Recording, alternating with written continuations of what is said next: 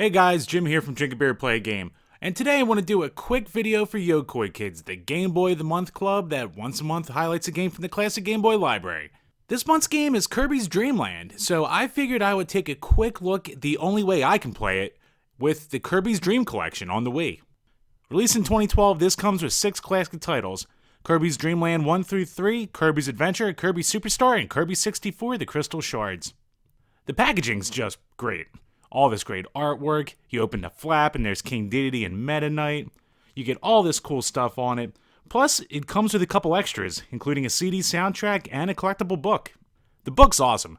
It's full of all these random factoids about the history of Kirby, gives you a breakdown of the entire run of the series, all the games, all the art direction, the staff, the credits, even a breakdown of the music on the soundtrack itself.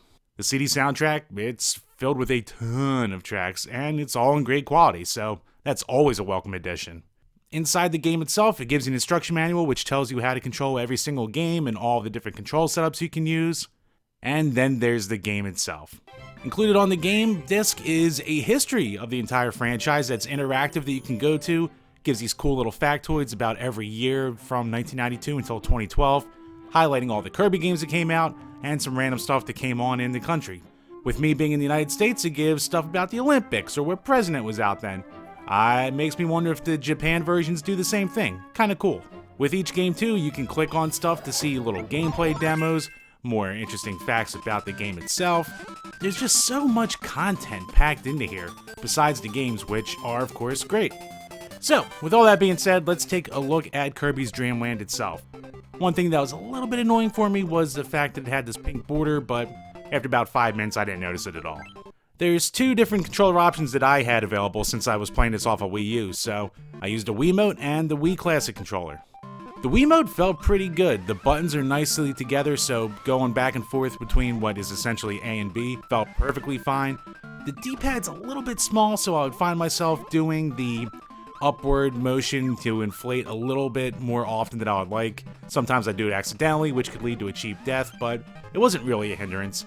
Meanwhile, the classic controller felt great with the bigger D-pad, but with the action buttons being a little further apart, it took a tiny bit more getting used to, but it still seemed perfectly fine to me. The game itself, it's classic Kirby. It's great. It's nice, it's fun, it's cute, it's approachable, it's got amazing music, tight control. It's very easy to beat. This is the first time I ever played the game, and I made it through. Well, because of dumb mistakes, I had to use it continue, but I could have easily avoided that too if I was just a little bit more patient.